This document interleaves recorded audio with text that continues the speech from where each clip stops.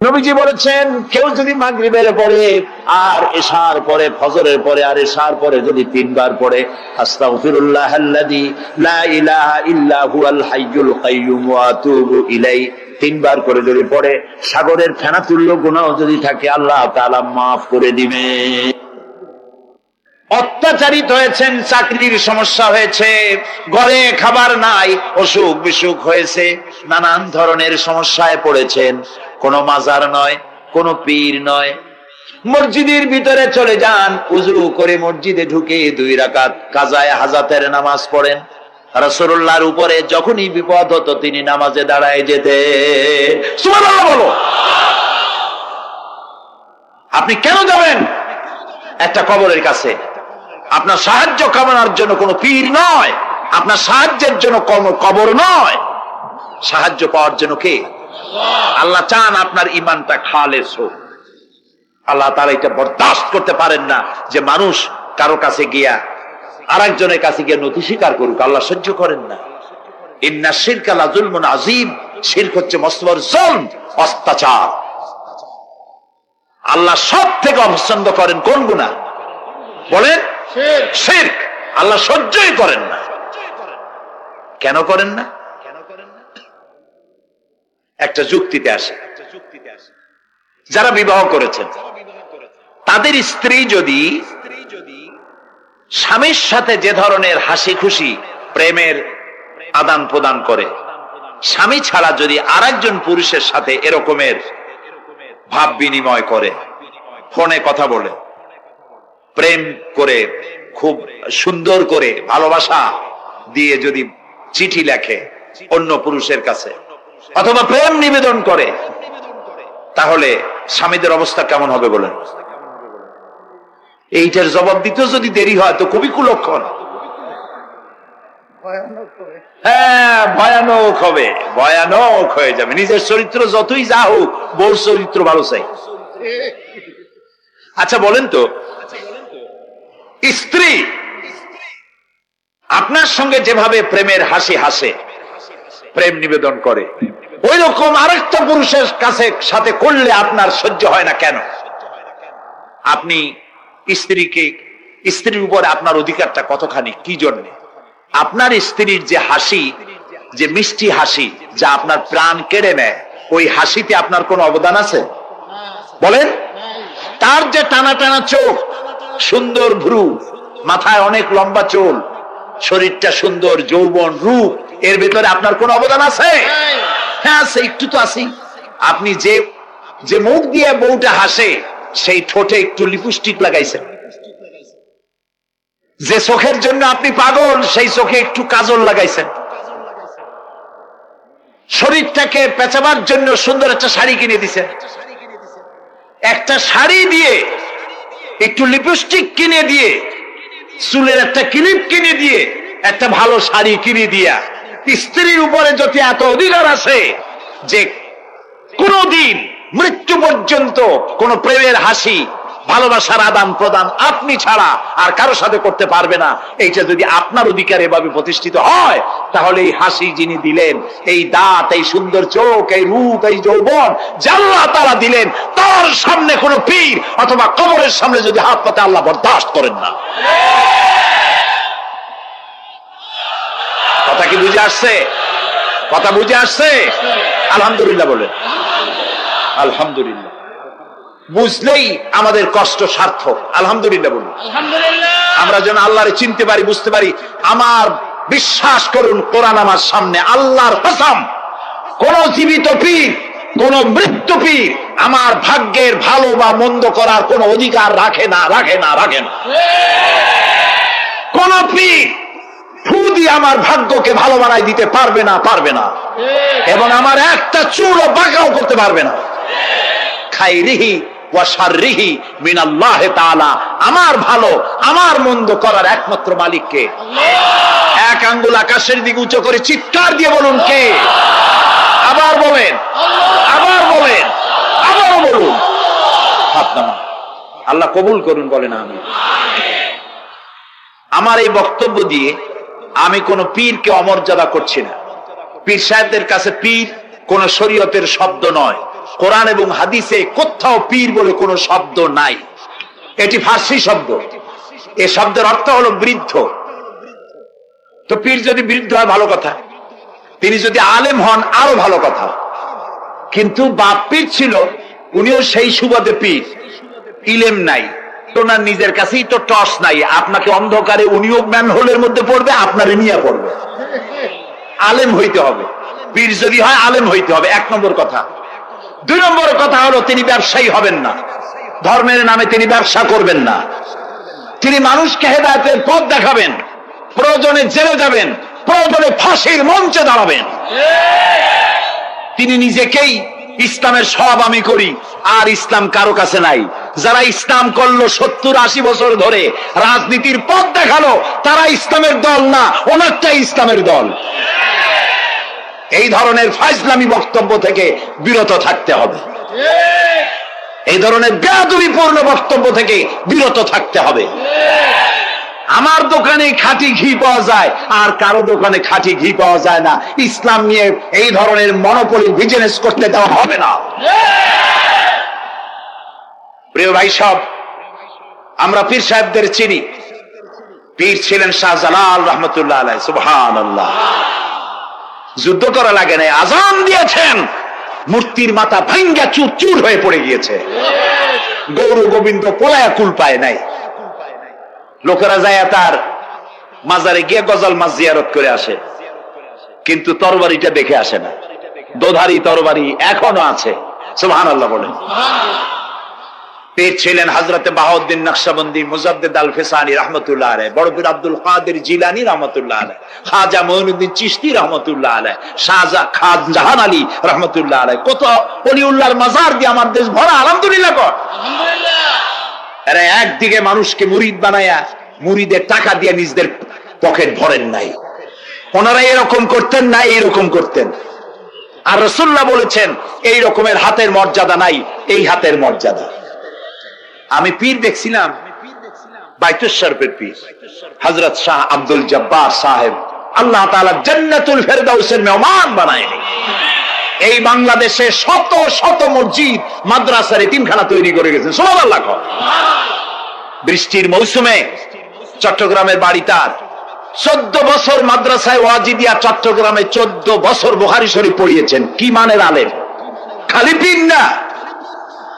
মুরিদরা যত টাকা দিত, এই টাকা দিয়ে বড় বড় মাদ্রাসা মসজিদ করেছেন। আর বৃষ্টির সময় সাথী সঙ্গী নিয়ে বস্তি এলাকায় যেতেন, পলিথিন দিয়া ছাওয়া, বাচ্চা আর তার স্বামী নিয়ে কাতরায় এক কোনায় বসে আছে, খাবার নাই, চাউল নাই, অসুস্থ, তাদের চাউল দিয়ে আসতেন, তাদের রান্না করার শাকসবজি দিয়ে আসতেন, ওষুধ দিয়ে আসতেন, হাড়ি পাতিল দিয়ে আসতেন। বন্যা হলে, তুফান হলে টাকা উজাড় করে যা মুরিদরা দিত সবগুলি উজাড় করে মানুষের খেদমত করতেন। সুবহানাল্লাহ। কাজেই যারা জামায় অনেকগুলো পকেট সমানে নিতে থাকে আর ভরতে থাকে এইভাবে করে, এই ব্যবসায়ীদেরকে পরিত্যাগ করতে হবে। পীর হচ্ছে ওই সমস্ত লোক যারা নাকি ধর্মের নামে ব্যবসা করে না, বরং আল্লাহর দ্বীনকে প্রতিষ্ঠা করার জন্য কথা বলে। প্রিয় ভাই সব, আমাদের জেহেন সাফ করতে হবে, পরিষ্কার করে বুঝতে হবে আমার ভালো আমার মন্দ কে করতে পারেন? আল্লাহ। সম্রাট শাহজাহান নাম শুনেছেন? কোথার বাদশা বলেন? দিল্লির সম্রাট। সম্রাট শাহজাহান পৃথিবী জোড়া নাম তার। কবি বলছেন, শাহনে জাহাं को जिन्हें फख्र से देते थे बाज, वाज कब्र में है सूरह अलहम्दु की मोहताज। যে শাহজাহানকে কর দিয়া ট্যাক্স দিতে পারলে জনগণ নিজেদেরকে গৌরবান্বিত বলে মনে করত, সেই শাহজাহান কবরে শুয়ে আছে, সূরা ফাতিহার মুহতাজ হয়ে আছে। সুবহানাল্লাহ। যদি কেউ আমার কবরের কাছ থেকে হেঁটে যাইতো আর একটু সূরা ইখলাস পড়ে সবরেসানি করতো, আমি কিছু পাইতাম। আহারে, এই এতিম ফকির হয়ে শুয়ে আছে। এক ফকির দিল্লি ঘুরতেছে, একজন বলছে, ভাই তোমারে তো খয়রাত করে দেখতেছি আমি সেই ছোটবেলা থেকে, খালি তুমি খয়রাত করো। একটা জিনিস আপনারা মনে রাখবেন, গরিব, আজকে যারা গরিব পরিশ্রমের মধ্য দিয়ে কালকে তারা ধনী হতে পারে, কিন্তু যারা ভিক্ষুক, যারা ভিক্ষা করে, জিন্দেগিতে কোনোদিন তারা বড় হতে পারবে না, হতে পারবে না। ভিক্ষা করা যাদের অভ্যাস, জীবনেও বাড়ি করতে পারবে না, জীবনেও ধনী হইতে পারবে না, কিন্তু গরিব ধনী হইতে পারবে। কারণ হলো আল্লাহর কাছে দুইটা বৈধ জিনিস অত্যন্ত ঘৃণিত। কয়টা? একটা হলো তালাক, আর একটা হলো ভিক্ষাবৃত্তি, মানুষের কাছে চাওয়া। আল্লাহ পছন্দ করেন। তো ভিক্ষুক ঘুরতেছে, একটা লোক বলল, মিয়া তোমার তো সারা জীবনই খরচ করতে দেখি। খরচ করবো না, করবো কি? যার কাছে যাই সে দেয় 4 আনা 2 আনা 1 টাকা, এর বেশি তো দেয় না। তেদি আমি কেমনে বড় লোক হই? কয় যে তুমি বাদশারে চোখে দেখো না, বাদশারে চোখে দেখো না। কয় বাদশার কাছে কি আমার মতো লোক যাইতে পারে নাকি? কন্যা যাইতে হবে, যাও। বাদশা একবার যাবা, এমন দেওয়া দেবে জীবনে আর তোমার খরচ করা লাগবে না। পাতি শিয়ালের পিছনে ঘুরে তো লাভ নাই। পাতি শিয়ালে খায় মুরগি, তোমার একটা ঠ্যাং দেবে, দাঁতের খেলালের কাজ হবে না। বাঘের পিছনে ঘোরো, বাঘে খায় গরু আর হরিণ, একটা রান দিলে তুমি 1 সপ্তাহ খাইতে পারবে। কাজে ঘুরতে গিয়েও বোঝা উচিত কার সাথে ঘুরি। তো বলছে বাদশার কাছে যাও। বাদশারে পাবো কই? কই তো দেখলাম কেবল মসজিদে ঢুকলো। তারপরে ফকির গিয়ে দাঁড়ায় আছে বারান্দায়, দেখে যে উনি বাদশা ভেতরে বসে হাত তুলে আছে ভাবে, আর চোখ দিয়ে পানি পড়ে দাড়ি ভিজে ভিজে পড়তেছে। নামাজ শেষ করে, মোনাজাত শেষ করে বাদশা বেরিয়েছেন। কোন বাদশা? শাহজাহান। বাইরে আসার পর ফকির বলল আসসালামু আলাইকুম, বলে ফকির রওনা করছে। বাদশা বলে দাঁড়াও, তুমি যে রওনা করলা, তোমার তো ভিক্ষুক মনে হয়, আর লোকেরা যারা ভিক্ষুক না তারাও তো আমার কাছে চায়, আর তুমি তো ভিক্ষুক, চাইলে না কেন কিছু? ভিক্ষুক বলে জাহাপানা, আমি কিছু চাইতে এসেছিলাম আপনার কাছে, কিন্তু আপনার করুণ অবস্থা দেখে আমার জ্ঞানের চোখ খুলে গিয়েছে। আমি দেখতে পেলাম আমি যার কাছে চাইতে এসেছি, আমি তো কান্দি না, হাতও বাতি নাই। যার কাছে চাইতে আসতাম দিল্লির সম্রাট, আবার কোন সম্রাটের কাছে হাত পেতে ভিক্ষুকের মতো কি জানি চায়, আর চোখ দিয়া পানি পড়ে দাড়ি ভিজে ভিজে পড়ছে। আমার জ্ঞানের চোখ খুলে গেছে, দুনিয়ার বাদশার কাছে আর চাইবো না। বাদশা কান্দে যে বাদশার কাছে, তার কাছেই চাইবো। প্রিয় ভাই সব, এই জন্যে জিহেন সাফ করে ফেলুন। দুনিয়ার কোন মানুষের জন্য, মানুষের কাছে নয়, কোন কবরে নয়, কোন কারো কাছে নয়, আল্লাহ তাআলার কাছেই আমরা নামাজের মধ্যে ঘোষণা করেছি, ইয়াকা না'বুদু ওয়া ইয়াকা নাস্তাঈন। আল্লাহ তাআলা, তোমার একমাত্র ইবাদত করি, তোমার কাছেই সাহায্য চাই। কাজী সাহায্য আল্লাহর কাছে। কার কাছে চাইবো বলে? আল্লাহ আমাদের ঈমান পোক্ত করে দিন। আমরা বলি আমিন, আমরা বলি আমিন। অসুখ বিসুখ হইলে পরে ধৈর্য ধরবেন।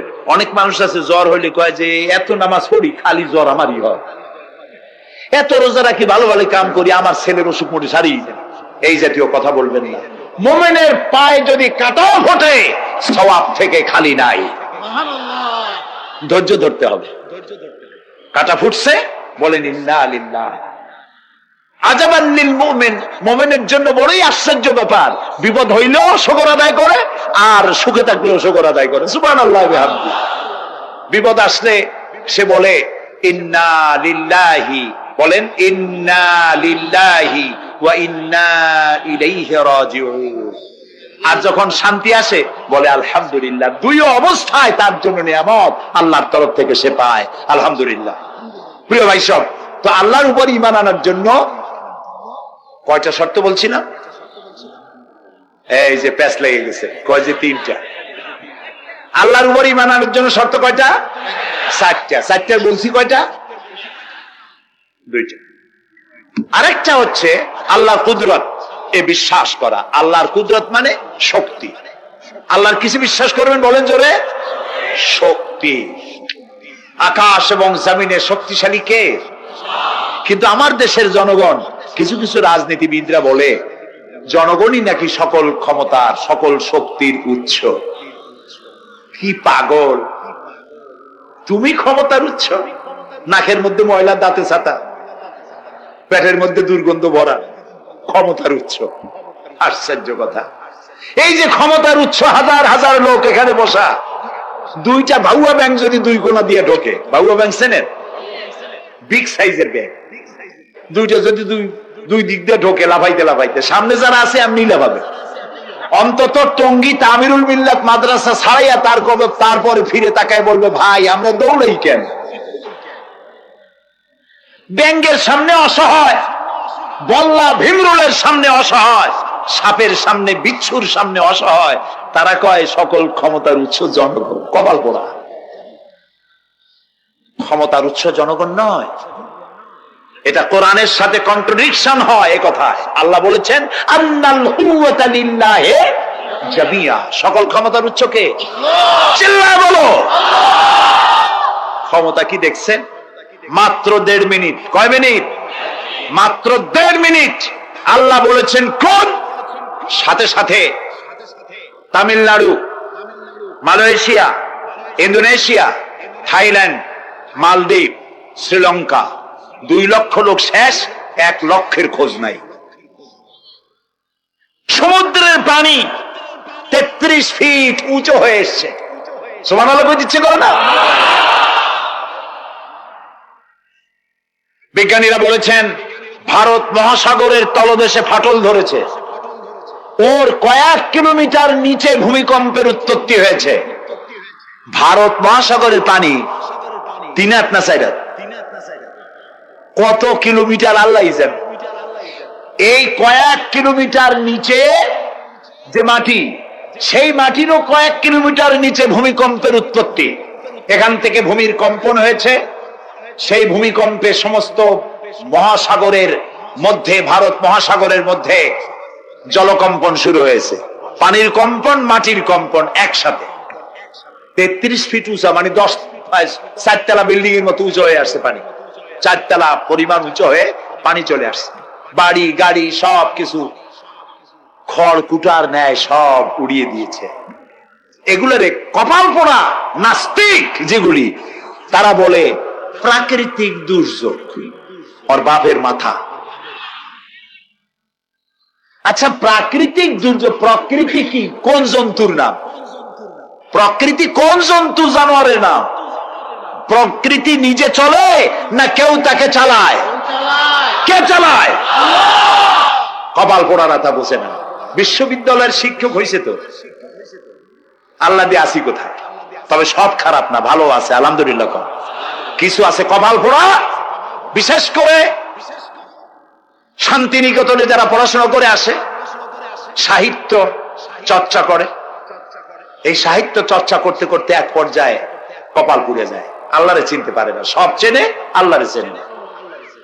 আল্লাহ এখন চিনাইতেছে ভালো করে। প্রিয় ভাই, সব কওমে আদ, কওমে সামুদ, এগুলিকে আল্লাহ তারা ধ্বংস করেছেন। কিয়ামতের আগে এই যে 7টা আকাশ, এই আকাশ সম্পর্কে অবিশ্বাসীরা তারা বলেছে আকাশ বলতে কিছুই নাই, এটা নাকি অনেক দূরে, তাই নীলা নীলে দেখা যায়। কি কপাল পোড়া, চিন্তা করো। নীলা নীলা দেখা যায়। এই আকাশ মহাশূন্য। এই আকাশগুলিকে, আকাশ কয়টা? কয়টা স্তর? 7টা। এগুলি কাতাইয়ে সিজিল্লিল কুতুব। কোরআনে কারিমে আল্লাহ তাআলা বলেছেন কিতাবের পৃষ্ঠার মতো কিয়ামতের আগে একটার পর একটা ঠাস ঠাস করে পড়বে, ভেঙে চুরে চুরমার হয়ে যাবে। ওয়াইদাল বিহারু ফুজ্জিরাত, আল্লাহ তাআলা বলছেন ইদাস সামাউ ফাতারাত ওয়াইদাল কাওয়াকিবু ইনতাসারাত ওয়াইদাল বিহারু ফুজ্জিরাত। আকাশের তারকাসমূহ বিক্ষিপ্ত হয়ে পড়বে। অসংখ্য তারকারাজি, বিশাল বিশাল তারকা বিক্ষিপ্ত হয়ে পড়বে। চন্দ্র সূর্য একটার সাথে আরেকটা ধাক্কা লেগে চাঁদ আর সূর্য আলো হারিয়ে ফেলবে, একাকার হয়ে যাবে। পাহাড়গুলো উঁচু করে আল্লাহ তাআলা জমিনের উপর আছাড় মারবেন, কালিহিল মানফুস, তুলার মতো উড়ে চলে যাবে। সুবহানাল্লাহ বলবে না? কত বড় শক্তি আল্লাহ পাকের। ওয়াইদাল বিহারু ফুজ্জিরাত, সমুদ্র সমূহ বিদীর্ণ হয়ে যাবে। সমুদ্রে যত পানি আছে সমস্ত পানিগুলি নিঃশোষিত হয়ে যাবে মাটির তলায়, এবং সেখানে অগ্নি উৎপত্তি হবে। কোরআনে কারীম আল্লাহ বলে দিয়েছেন গোটা সমুদ্রগুলিতে আগুন জ্বলতে থাকবে। আল্লাহ পাকের অপূর্ব মেহেরবানি।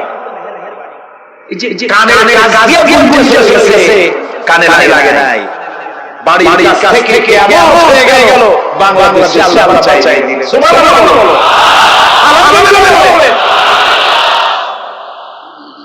আমাদের প্রতিবেশী দেশগুলিতে যেভাবে আঘাত লাগছে, ওর হাজার ভাগে আঘাত কয়েক সেকেন্ডে যদি বাংলাদেশে হতো, আমাদের সব পরিকল্পিত শহর রাজস্ব পারমিশন দিয়ে তিনতলা করা হয়েছে, সাততলা।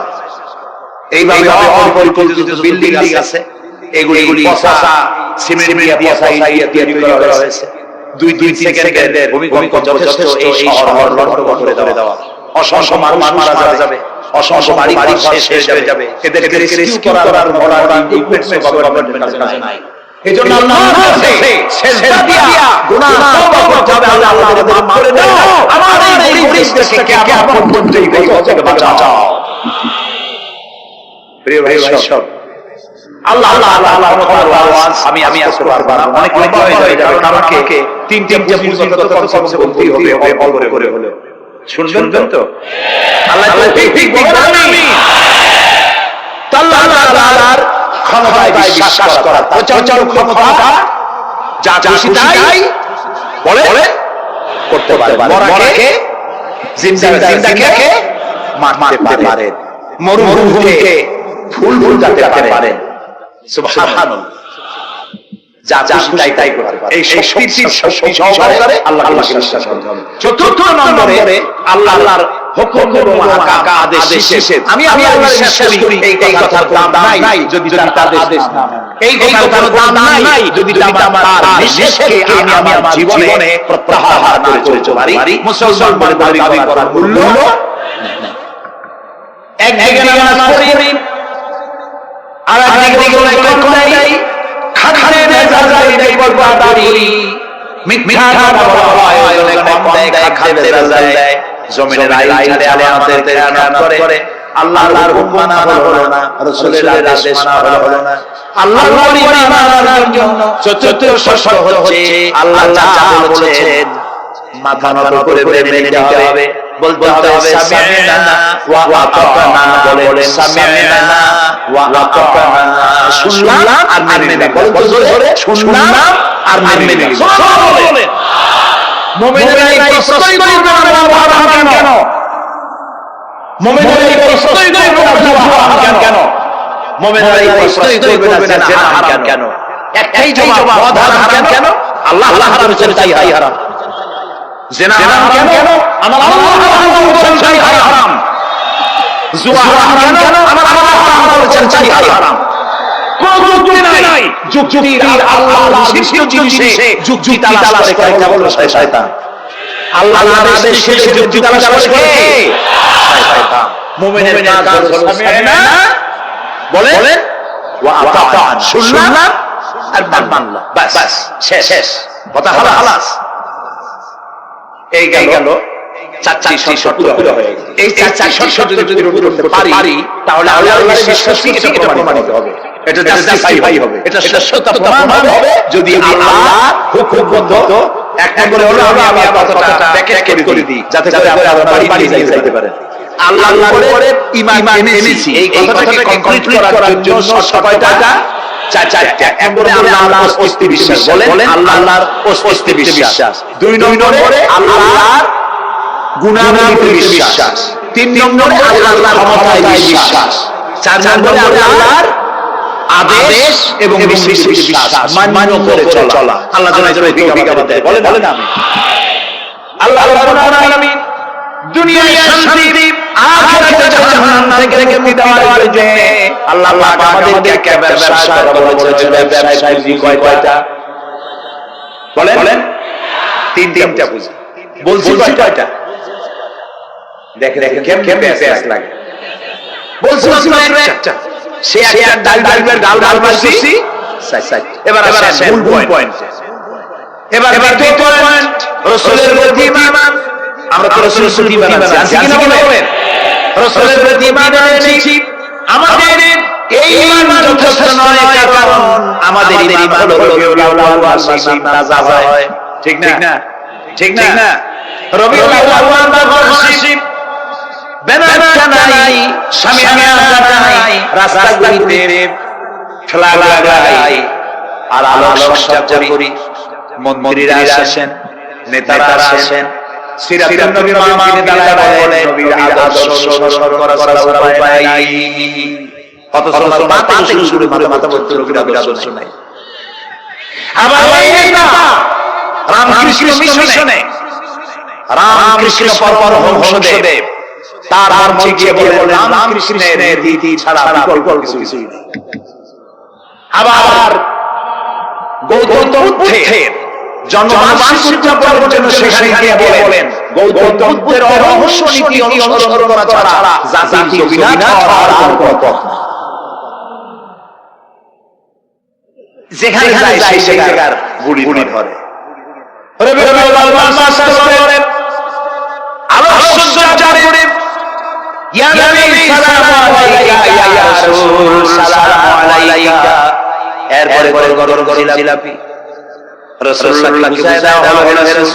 আপনি তাকিয়ে দেখেন কত মহব্বত করি আপনার মহব্বতের জন্য আমাদের শহরের কোন মিষ্টি দোকানে আর মিষ্টি নাই, সব আমরা খাইয়া শেষ করছি।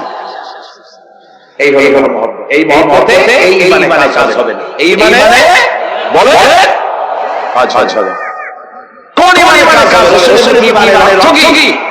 এর অর্থ হচ্ছে নবী করিম সাল্লাল্লাহু আলাইহি ওয়াসাল্লাম আমাদের নেতা, আমাদের রাসূল আমাদের নেতা। আমরা তার মত তার অনুসারী। অনুসারীর কাজ কি? নেতার পূর্ণাঙ্গ অনুসরণ। রাসূলুল্লাহ আনুগত্য করতে হবে। এটা কে বলেছেন? আল্লাহ রাব্বুল আলামিন সূরা আল-ইমরানে বলেছেন কুল ইন কুনতুম তুহিব্বুনাল্লাহ ফাত্তাবিউনি ইউহিব্বুকুমুল্লাহ ওয়া ইয়াগফির লাকুম যুনুবাকুম আল্লাহু গফুরুর রাহিম। হে নবী আপনি বলুন, তোমরা যদি আল্লাহকে ভালোবাসো তাহলে তোমার কাজ হচ্ছে, তোমরা যদি আল্লাহকে ভালোবাসো তাহলে আমরা আমার আনুগত্য করব, আমার অনুসরণ করব। কার? রাসূল। বলেন কার? রাসূলের অনুসরণ করব। খেয়াল করে শুনেছেন তো? আল্লাহ তাআলা বলছেন, নবী বলেন তোমরা যদি আল্লাহকে ভালোবাসো, তোমাদের ঈমান যদি সত্য হয় তাহলে আমার অনুসরণ করো, আমার আনুগত্য করো। আমার অনুসরণ আমার আনুগত্য করলে পরে তোমাদেরকে আল্লাহ রাব্বুল আলামিন ভালোবাসবেন এবং তোমাদের तमाम জিন্দেগীর সমস্ত গুনাহ আল্লাহ তাআলা মাফ করে দিবেন। আমরা কি গুনাহ মাফ করাইতে চাই? বলেন চাই? আসুন রাসূলের আনুগত্য করি। রাসূলের আনুগত্য কি রকম? রাসূল যেভাবে মুস্কাত করছে আমরা সেইভাবে মুস্কাত করব। তিনি দাড়ি যেভাবে রাখছেন আমরা সেইভাবে রাখব। তিনি চুল কাটছেন সেইভাবে করব। তিনি পায়ের হাতের নখ যেভাবে কাটছেন সেইভাবে করব। তিনি যেভাবে বিবাহ করেছেন সেই সুন্নাত অনুযায়ী বিবাহ, তিনি যেভাবে দেশ চালায় সেইভাবে দেশ চালাবো। রাসূলের অনুসরণের অর্থ শুধু এই নয় যে তিনি যেভাবে সুন্নাত লাগাইছেন আমি ওই সুন্নাত, তিনি যেভাবে কদু খাইছে আমি ওই কদু খাবো। এটা নয়। এটা নয় শুধু রাসূলের আনুগত্য হবে মুরগির ফার্ম থেকে শুরু করে জাতিসংঘ পর্যন্ত জীবনের সব ক্ষেত্রে। আর বিশ্বাস করতে হবে তিনি শেষ নবী, তারপর আর কোন নবী আসবে। আল্লাহ রাব্বুল আলামিন সূরা আহজাবের মধ্যে বলেছেন মা কানা মুহাম্মাদুন আবা আহাদিন মিন রিজালিকুম ওয়ালাকিন রাসূলুল্লাহি ওয়া খাতামান নাবিয়্যিন। মুহাম্মদ সাল্লাল্লাহু আলাইহি ওয়াসাল্লাম আমাদের পুরুষদের নেতা নন, তিনি আল্লাহর রাসূল এবং তাকে দিয়ে মিশনকে খতম করে দেওয়া, কমপ্লিট করে দেওয়া হয়েছে। আর কোন নবী রাসূলুল্লাহ বলেছেন লা নবিয়্যা বাদি ওয়ালা রাসূল, আমার পরে আর নবী আসবে না, রাসূল আসবে না। কত বুঝে আসছে? আল্লাহর নামে বলার কবি হবে না। আল্লাহর নামে বলেছেন একটি ইবাদত তৈরি করে তার ভিতরে একটাই যদি খালি থাকে, একটির জায়গায় যদি শূন্য থাকে তাহলে সকলে চোখে ধরা পড়বে। ওই ইখানা দিলে পরে বিল্ডিংটা কমপ্লিট হয়ে যায়। নবুয়তের জান্নাত আল্লাহ তৈরি করেছিলেন, ওর ভিতরে একটা ইটের অভাব ছিল, আল্লাহ আমাকে দিয়ে সেই শূন্য জায়গা পূরণ করে দিয়ে নবুয়তের সঙ্গে কমপ্লিট করে দিয়েছে। রাসূলুল্লাহ বলেন আমার পরে আর নবী হবে না। পৃথিবীর সব মুসলমানদের আকীদা মুহাম্মদ সাল্লাল্লাহু আলাইহি ওয়াসাল্লামের পরে যদি কেউ নবুয়তের দাবি করে সে কাফির, হাজার বার কাফির। তারা যারা তাকে যারা নবী মানে তারাও রাসূলুল্লাহ বলেছেন আমার পরে 30 জন মিথ্যাবাদী নবুয়তের দাবি করবে। তার মধ্যে একজন দাবি করছিল রাসূলের জীবদ্দশায়, একটা ছিল মেয়ে লোক, একটা ছিল পুরুষ। পুরুষটার নাম ছিল মুসাইলামা কাযযাব, নাম ছিল কাযযাব মানে মিথ্যাবাদী। দেখছেন নাম মিথ্যাবাদী। উম্মতেরা কইল যে আপনি তো একজন নবী, আমরা সৌভাগ্যবান বলবো আপনার নবী মানলাম। মুহাম্মদ সাল্লাল্লাহু আলাইহি ওয়াসাল্লাম প্রায় জিবরাইল আর আপনি আমাদের ওহী দিতে পারলেন না। কয় যে কেবল নবী হলো অপেক্ষা করি আসবেন। বেশ কিছু যাওয়ার পর চিন্তা ভাবনা করে ওহী আসছে। উম্মতেরা সব দৌড়ে আসছে কি ওহী? কয় যে এই মাত্র শেষ জিবরাইল এসে আমার হয়ে গেল একটা সূরা নাযিল করল। সূরাটা কি? ইন্না আতাইনাকাল আক ফাসাল্লি লিরাব্বিকা ওয়াসআক ইন্না শানিআকা হুয়াল আবতার। উম্মতের কয় সর্বনাশ, এই সূরা পড়তে গেলে তো আমরা শেষ হয়ে যাব। এর অর্থ খুব বিকায়দা। কি সূরা নাযিল হলো আপনার উপর? ইন্না আতাইনাকাল আক মানে আমি তোমাকে পেশা দান করেছি। সুতরাং তুমি তোমার প্রভুর উদ্দেশ্যে নামাজ পড়ো আর চিৎকার মারো, কারণ তোমার শত্রুরা আদায় কালো বর্ণের। আমরা কিছু বুঝলাম কি ওই। আচ্ছা ঠিক আছে পয়গম্বর মুহাম্মদ সাল্লাল্লাহু আলাইহি ওয়াসাল্লাম তার উত্তরে নিয়ে যায় তাদের বাগানে, মাঝে মাঝে নিলে পরে যে কুয়ায় পানি থাকে না, শূন্য কুয়া পানি ভরে যায়। যে গাছ দিয়ে তিনি হেরে যান, যে খেজুর গাছে খেজুর নাই, সেই গাছটা দিয়ে রাসূল হেরে গেছে, ভরে যায়। আপনি তো এরকম কিছু দেখতে পারেন। কত বড় চলো না যায়, নিয়ে গেছে যায় দেখে যে কুয়া দিয়ে যে পানি থাকে তা থাকে শুকায় যায়। যে গাছটা দিয়ে যায় সাথে সাথে ভরে ঝরে ঝরেছে। উম্মতের করে কি একটা প্রভাব পড়ল ভাই। আল্লাহ তাআলা শেষ করেছেন দুনিয়াকে, জাহান্নামে চলে গেছে। সেই মহিলাটাও গেছে, রাসূলুল্লাহ বলেছেন এরকম 30 জন মিথ্যাবাদী নবুয়তের দাবি করতে আগ পর্যন্ত। গোলাম আহমদ কাদিয়ানী এ হলো ইতিহাসে আমরা যত পাই তার পর্যন্ত 28 জন হয়েছে। মুহাম্মদ সাল্লাল্লাহু আলাইহি ওয়াসাল্লামের ইন্তেকালের পর ওকে নিয়ে হইছে 28। কয়জন হলো? বাকি আছে কয়জন? তাই কিয়ামত যে দুইজন হইলি আগামী বছর বা 5-6 বছর পরে কিয়ামত হবে, এটা চিন্তা করেন। এই পৃথিবীতে একটা লোক আল্লাহ সব উচ্চারণ করার যদি থাকে কিয়ামত ছোট হবে না। সুতরাং বুদ্ধি দিয়েছে কিয়ামতে, তবে ওর মধ্যে আরো শয়তান দুইজন আসবে। গোলাম আহমদ কাদিয়ানী বলল আমি